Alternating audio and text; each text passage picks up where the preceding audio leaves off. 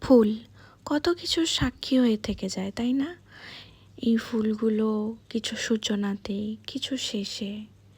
High, আমি লীনা। যাই হোক, আজকে একটা ছিল খুব সুন্দর দিন।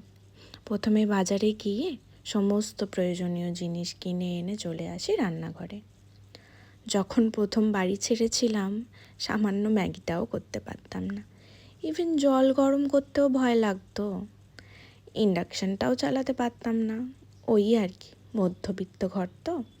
গ্যাস চালাতেও এখন একটু একটু ভয় লাগে। ওই যে মা বাবার আদুরে ভালোবাসা।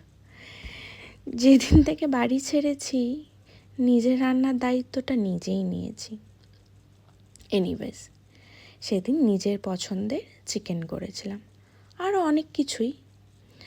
অতটা পটু নই আমি রান্নাতে, তবু চেষ্টা করি।